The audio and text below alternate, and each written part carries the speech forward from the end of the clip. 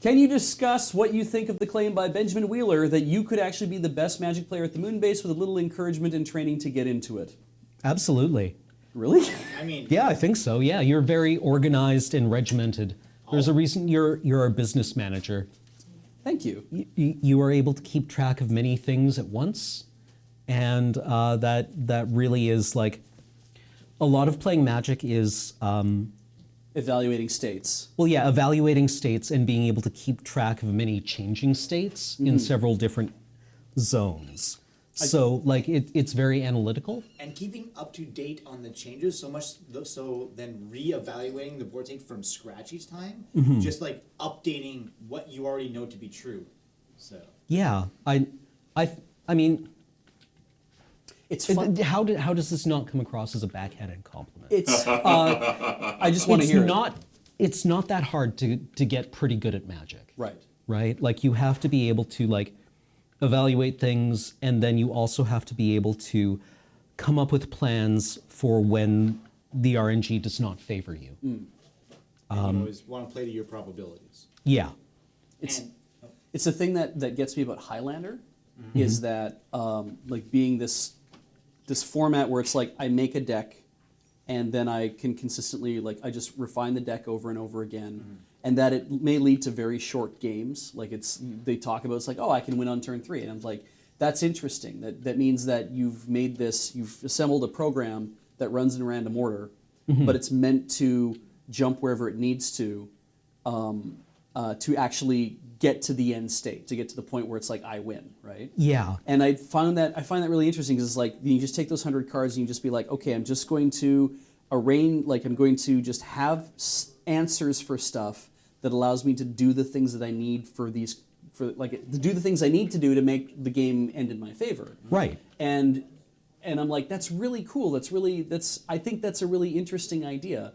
And when you guys talk about like things that are in standard and stuff that's rotating in and stuff that's going to be doing X and Y and whatever, like that's hard for me because the mindset I have is like I want to look at everything that's like all the cards that are all new and try to get a sense of, because then like when I listen to people on like I've sat in on Tap Concede before while teching it. I've sat in on North 100 before teching that, and hearing them say like this is a great card. You know, and like it's an uncommon card. Like it's not even like a mythic rare. Like why is this such a great card? And it's like, Right. Because it does a job that we need this kind of card to do. And I'm like, oh, I don't think about the construction of this stuff enough to figure that out. Well, that is a skill that you develop as you play. Yeah. And a lot of this is skill-based, right? A lot of it is practice and being able to... card evaluation is a thing that you get into once you start to understand the metagame. yeah, Right? So not being good at card evaluation right off the bat, that's correct. Right? That's... basically, yeah. Yeah. But being able to keep track of multiple states, and also like you're pretty good at reading people, I'd say. So it's like if you feel like this person is bluffing or this person is like feels like they have an answer, they're doing like I watch you guys where it's like somebody's kept some mana open. Yeah. They're holding on to an answer, but maybe they're not. Maybe they just don't have anything to use that mana for. Yeah, exactly. Yeah. Right? Like, so reading bluffs and making people have it is an important skill. But then again, that's also something that isn't necessarily super important because sometimes you play online and you can't read your opponent, right? Or you have to read your opponent through a very, very narrow data channel. Okay. Yeah. I've heard a lot of pros really talk down the reading an opponent aspect. You know, like it's so minimal. The reading the potential outs that they can have, such as when they do leave mana up, that's more important than specifically, oh, they might have something because I can see their twitches. But knowing what their potentials are and tracking those potentials over multiple turns, being like, oh, they didn't leave it up last turn even though they could have. So were they just pretending that one turn and then they wasn't important again at that point? Yeah. Or are they trying to bluff constantly? Right. And so you can look for a pattern in play habits. Are they waiting for me to do a thing? Yeah. That they're Yeah. like, because they're looking at what I'm playing and they're like, oh, he probably is trying to play this type of deck or something. So Yeah, like it's not like in poker, right, where you have to read your opponent, but like reading. Bluffing has a different valence in Magic. Yeah. And the bluff is not quite as important, but being able to anticipate what your opponent might have in hand okay. and what they might be intending to do, or what they are trying to convince you that they might be Right. intending to do. So that's one of the evolving states that you're trying to keep in mind. Right. And then there's also the fundamental of what is it possible that my opponent can do to try to win, and can I just mitigate that completely? I think the other thing that maybe the reason why Ben would probably say that in the first place is that I don't give a bus about who's sitting across the table from me. If I have a terrible thing I'm about to do to them, it's like, well, I'm going to do that because I have when I play Puzzle Quest, the Magic the Gathering Puzzle Quest, you make a deck of 10 cards and it's infinite cards. So you can draw 5 of the same card in the row. That's just how that works, right? It's the luck of the draw.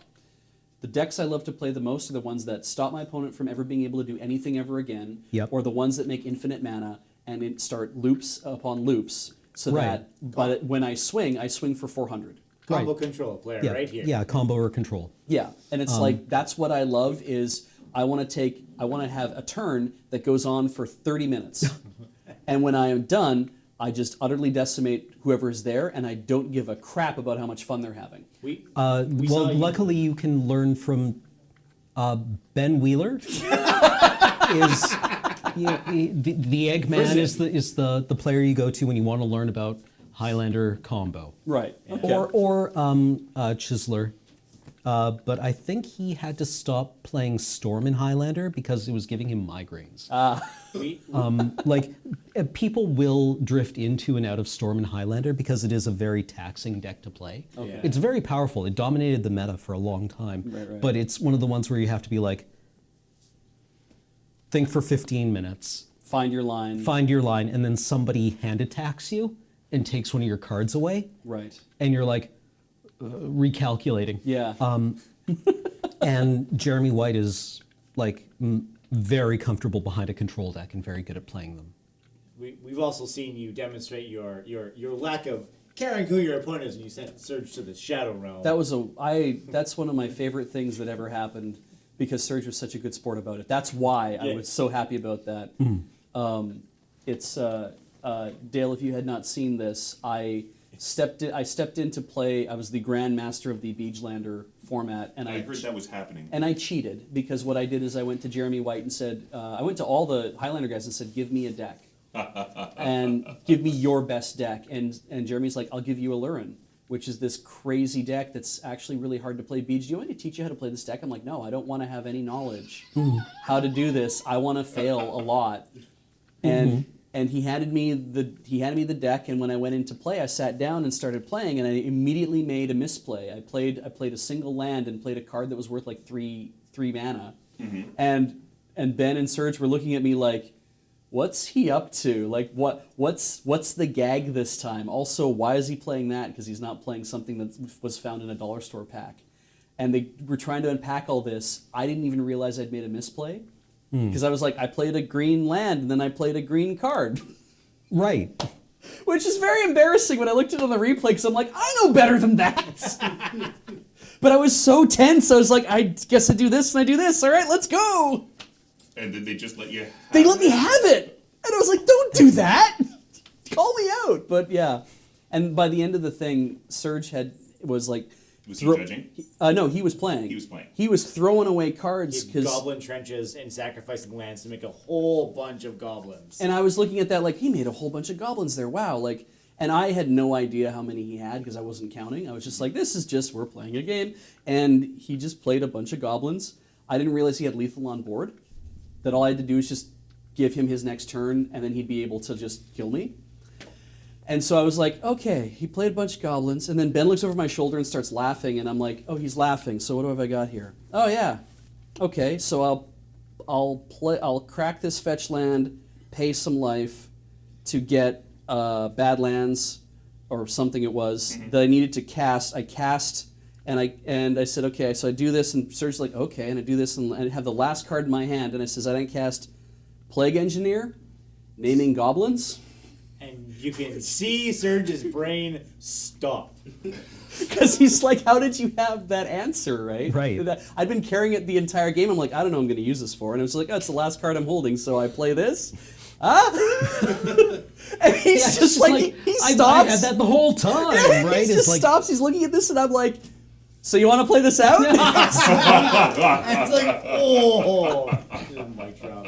It was Also, cruel. So you want to play this out That was- just like that was stomping on his fingers as he's holding onto the edge, yeah, to a right? cliff.